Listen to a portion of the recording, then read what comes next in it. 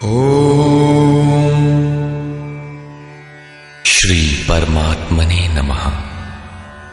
यथार्थ गीता श्रीमद् भगवत गीता उपशम।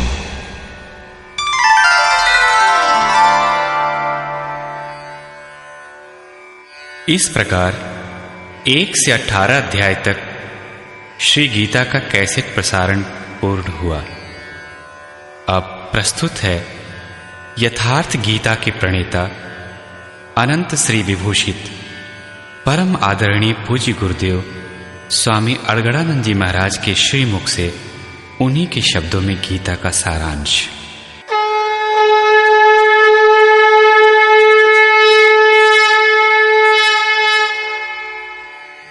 आदरणीय संपूर्ण धराधाम के निवासियों, परम श्रेय शाश्वत शांति के स्रोत श्री गीता के मूल प्रश्न पर विचार। प्रायः टीकाओं में लोग नई बात खोजते हैं, किंतु वस्तुतः सत्य तो सत्य है। वह न नया होता है और न पुराना पड़ता है। सत्य अपरिवर्तनशील है, तो कोई दूसरा कहे भी क्या? यदि कहता है तो उसने पाया नहीं।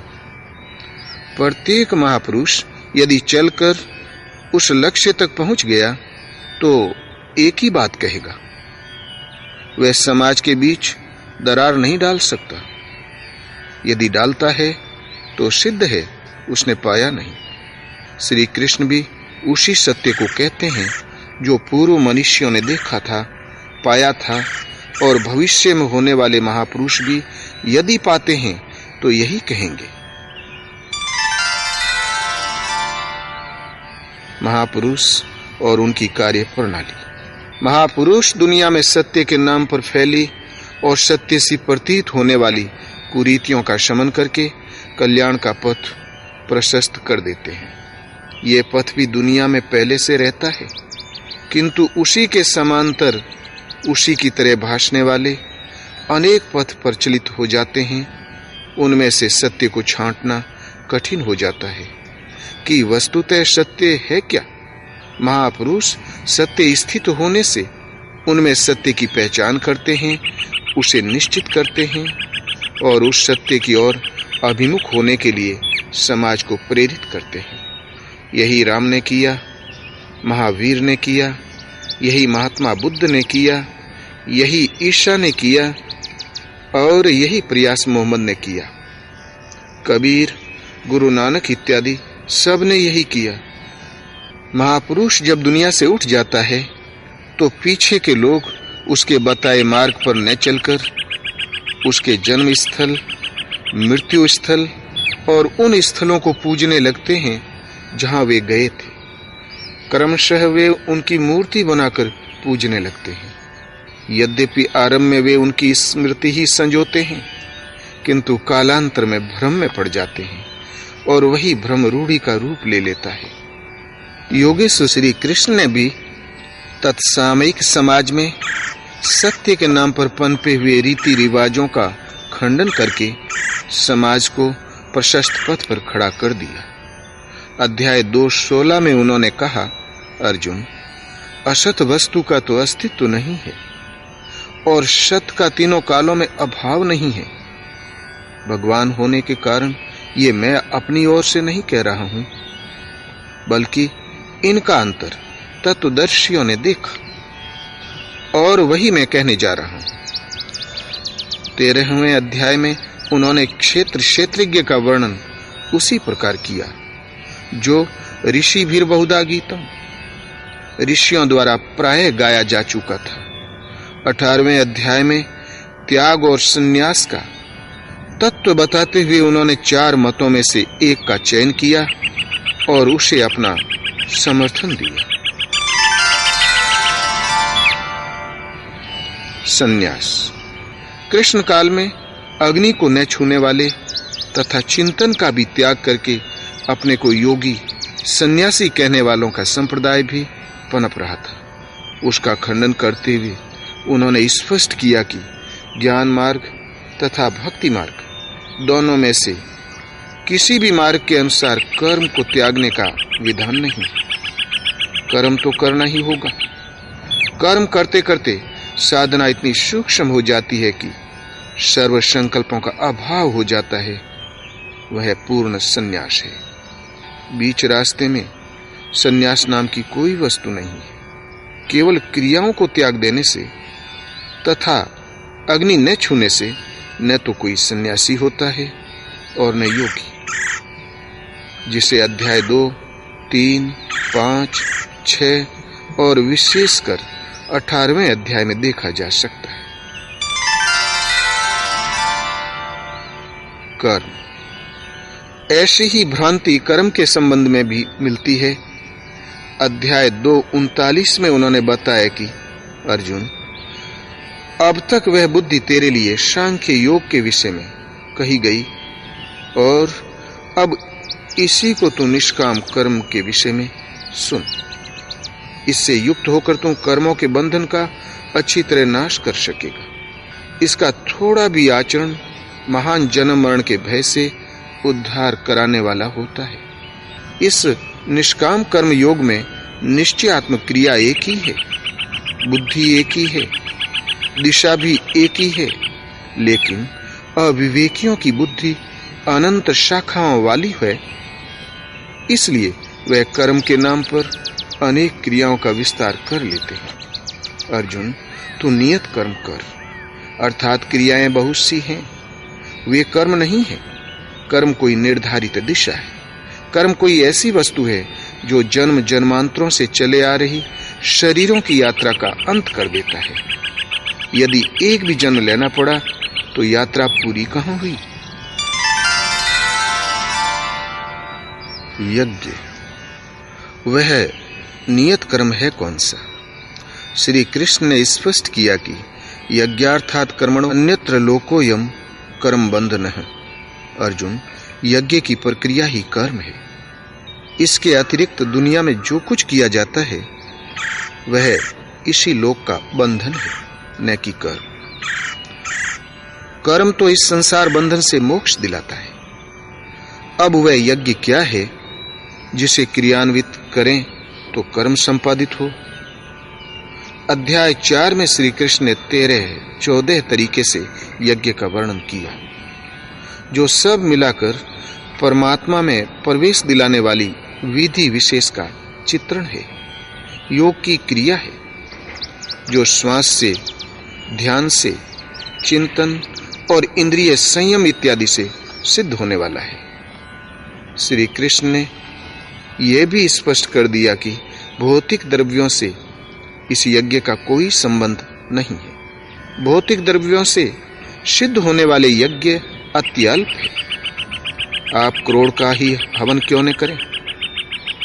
संपूर्ण यज्ञ मन और इंद्रियों की अंतः क्रिया से सिद्ध होने वाले हैं। पूर्ण होने पर यज्ञ जिसकी सृष्टि करता है, उस अमृत तत्व की जानकारी का नाम ज्ञान है।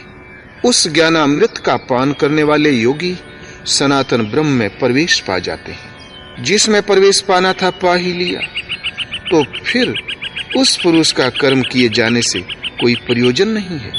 इसलिए यावन मात्र कर्म उस साक्षात्कार सहित ज्ञान में शेष हो जाते हैं। कर्म करने के बंधन से वह मुक्त हो जाता है। इस प्रकार निर्धारित यज्ञ को कार्य रूप देना कर्म है। कर्म का शुद्ध अर्थ है आराधना। इस नियत कर्म, यज्ञार्थ कर्म अथवा तदर्थ कर्म के अतिरिक्त गीता में अन्य कोई कर्म नहीं है। इसी पर श्री कृष्ण ने स्थान स्थान पर बल दिया। अध्याय 6 में इसी को उन्होंने कार्यम कर्म कहा। अध्याय 16 में बताया कि काम, क्रोध और लोभ के त्याग देने पर ही वह कर्म आरंभ होता है जो परम श्रेय को दिलाने वाला है। सांसारिक कर्मों में तो जो जितना व्यस्त है, उसके पास काम, क्रोध और लोभ उतने ही अधिक सजे सजाए दिखते हैं। इसी नियत कर्म को उन्होंने शास्त्र विधानोक्त कर्म की संज्ञा दी। गीता अपने में पूर्ण शास्त्र है। सर्वोपरि शास्त्र वेद है।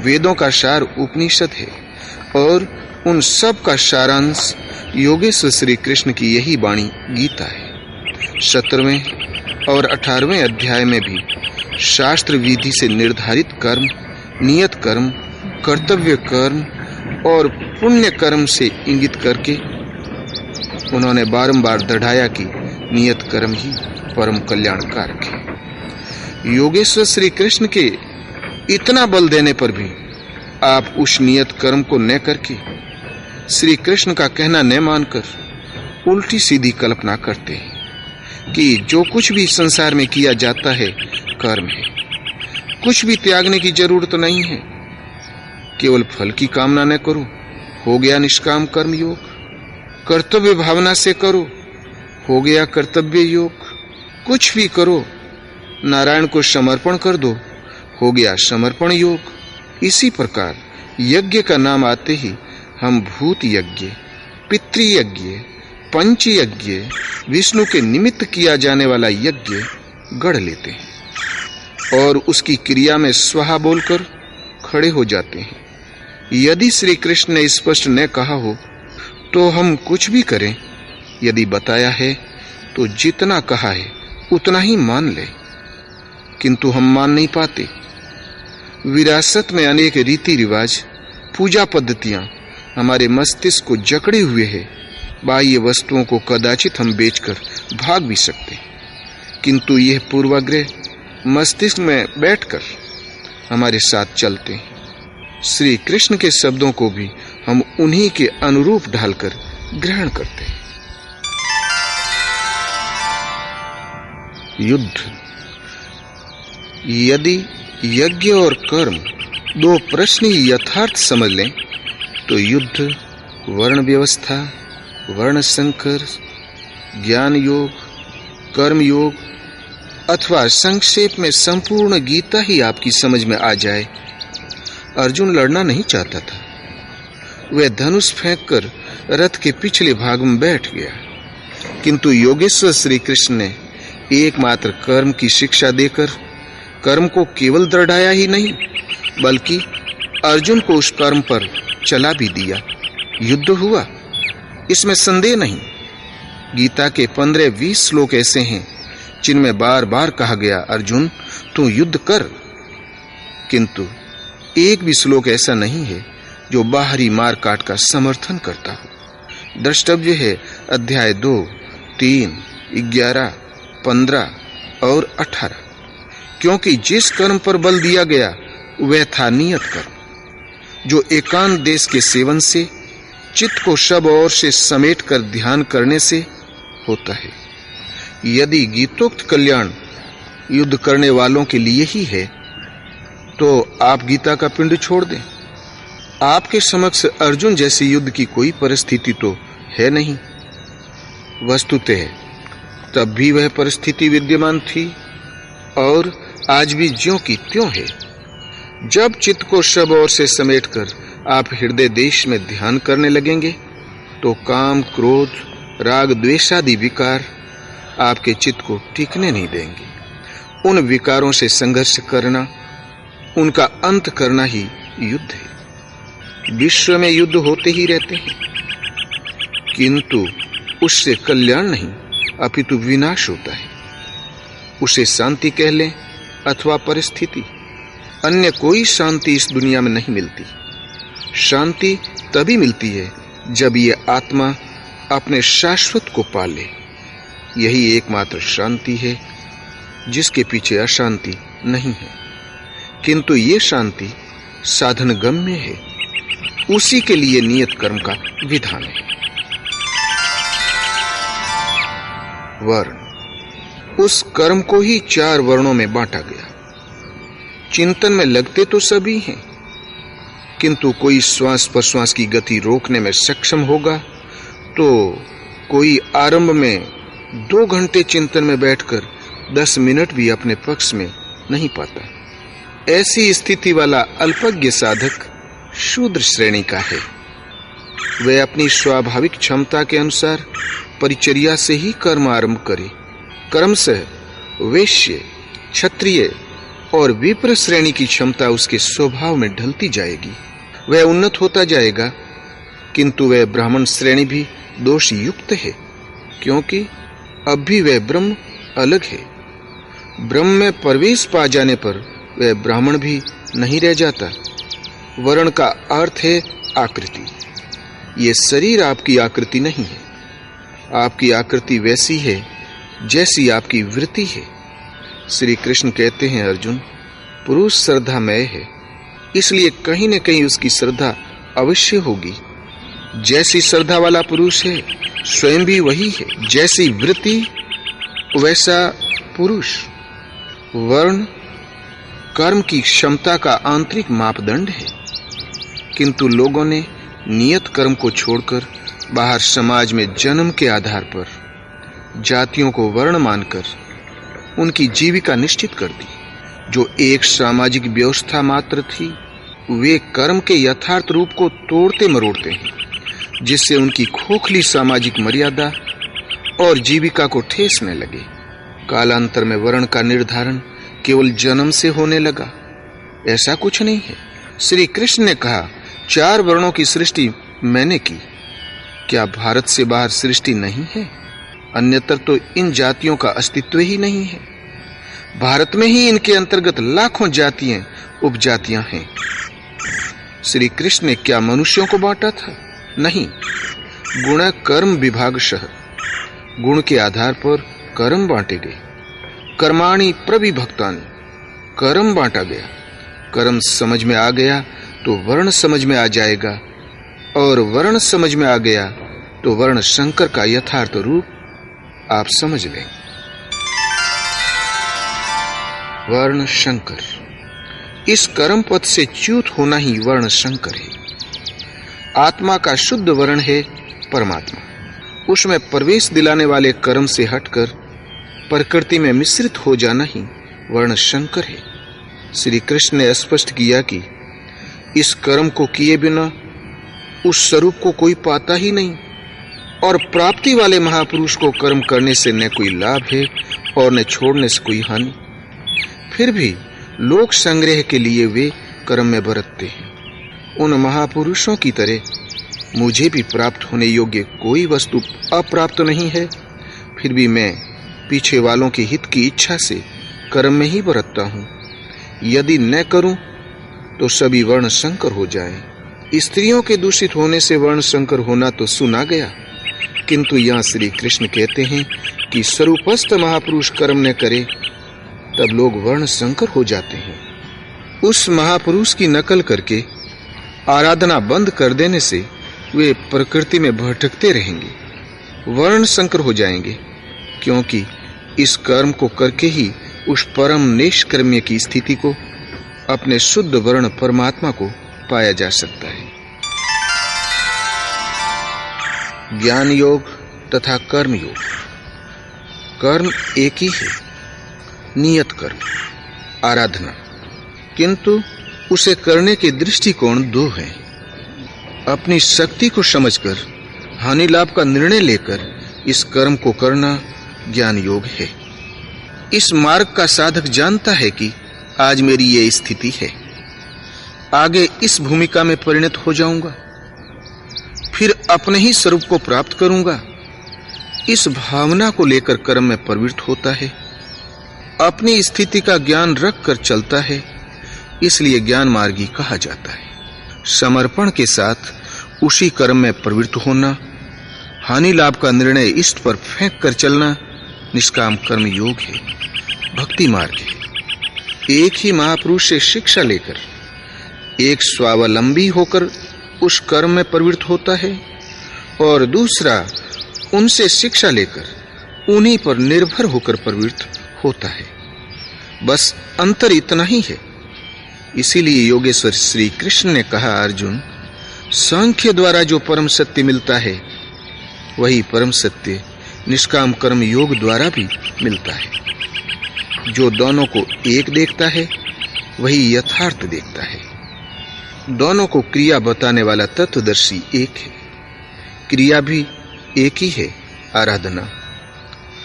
कामनाओं का त्याग दोनों करते हैं, और परिणाम भी एक ही है, केवल कर्म करने का दृष्टिकोण 2 है।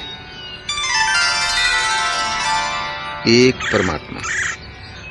नियत कर्म मन और इंद्रियों की एक निर्धारित अंतः क्रिया है। जब कर्म का यही स्वरूप है तो बाहर प्रतीक पूजना कहां तक संगत है। भारत में हिंदू कहलाने वाला समाज, जिनके पूर्वजों ने परम सत्य की शोध करके देश विदेश में उसका प्रचार किया, उस पथ पर चलने वाला विश्व में कहीं भी हो सनातन धर्मी ही है।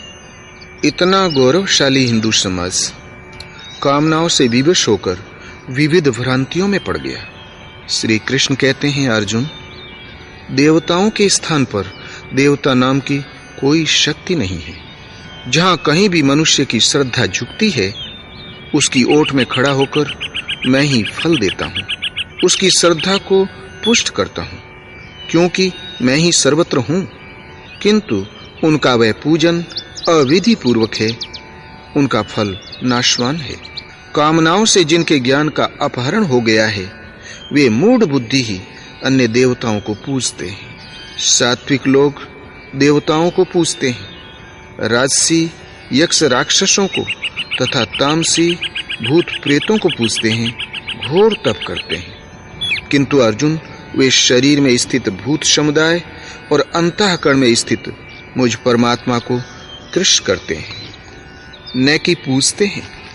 उन्हें निश्चय ही तू आसुरी स्वभाव से संयुक्त जान, असुर जान। इससे अधिक श्री कृष्ण क्या कहते? उन्होंने स्पष्ट कहा, अर्जुन, ईश्वर सभी प्राणियों के हृदय में रहता है, केवल उसी की शरण जाओ। पूजा की स्थली हृदय में है, बाहर नहीं। फिर भी लोग पत्थर पानी देवी देवताओं का पीछा करते ही हैं। उन्हीं के साथ श्री कृष्ण की भी एक प्रतिमा बढ़ा लेते हैं। श्री कृष्ण की ही साधना पर बल देने वाले तथा जीवन भर मूर्ति पूजा का खंडन करने वाले बुद्ध की भी मूर्ति उनके अनुयायियों ने बना ली और लगे पूजा करने, दीप दिखाने। जबकि बुद्ध ने कहा था, आनंद, तथागत की शरीर पूजा में समय नष्ट न करना। मंदिर, मस्जिद, चर्च, तीर्थ, मूर्तियां तथा स्मारकों से पूर्ववर्ती महापुरुषों की स्मृतियां संजोई जाती है, जिससे उनकी उपलब्धियों का स्मरण होता रहे। महापुरुषों में स्त्रियां, पुरुष सभी होते आए हैं। जनक की कन्या सीता पिछले जन्म में एक ब्राह्मण कन्या थी। अपने पिता की प्रेरणा से पर ब्रह्म को पाने के लिए उसने तपस्या की, किंतु सफल न हो सकी। दूसरे जन्म में उसने राम को प्राप्त किया और चिन्मय, अविनाशी, आदि शक्ति के रूप में प्रतिष्ठित हुई। ठीक इसी प्रकार राजकुल में उत्पन्न मीरा में परमात्मा की भक्ति का परिस्फुटन हुआ। सब कुछ छोड़कर वह भगवान के चिंतन में लग गई, व्यवधानों को झेला और सफल रही। उनकी स्मृति संजोने के लिए मंदिर बने, स्मारक बने, ताकि समाज उनके उपदेशों से अनुप्राणित हो सके। मीरा, सीता अथवा इस पक्ष का शोध करता प्रत्येक महापुरुष हमारा आदर्श है। हमें उनके पद चिन्हों का अनुसरण करना चाहिए। किंतु इससे बड़ी भूल क्या होगी यदि हम केवल उनके चरणों में फूल चढ़ाकर, चंदन लगाकर अपने कर्तव्यों की इतिश्री मान बैठे। प्रायः जो जिसका आदर्श होता है, उसकी मूर्ति, चित्र, खड़ाऊ, उसका स्थान अथवा उससे संदर्भित कुछ भी देखने सुनने पर मन में श्रद्धा उमड़ आती है। ये उचित ही है। हम भी अपने गुरुदेव भगवान के चित्र को कूड़े में नहीं फेंक सकते, क्योंकि वे हमारे आदर्श हैं। उन्हीं की प्रेरणा तथा कथनानुसार हमें चलना है। जो स्वरूप उनका है, क्रमशः चलकर उसकी प्राप्ति हमारा भी अभीष्ट है, और यही उनकी यथार्थ पूजा है। यहाँ तक तो ठीक है कि जो वस्तुतः आदर्श है उनका निरादर न करें, किंतु उन पर पत्र पुष्प चढ़ाने को ही भक्ति मान बैठने से, उतने को ही कल्याण साधन मान लेने से हम लक्ष्य से बहुत दूर भटक जाएंगे।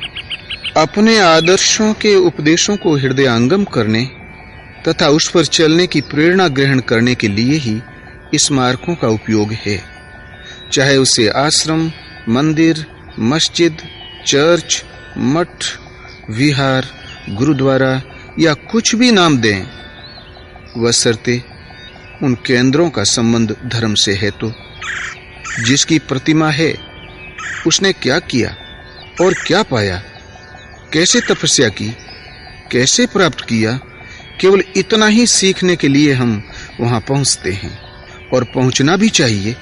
किंतु यदि इन स्थानों पर महापुरुषों के पद चिन्ह नहीं बताए गए, करके नहीं दिखाए गए, कल्याण की व्यवस्था नहीं मिली, तो वह स्थान गलत है। वहां आपको केवल रूढ़ी मिलेगी, वहां जाने में आपका नुकसान है।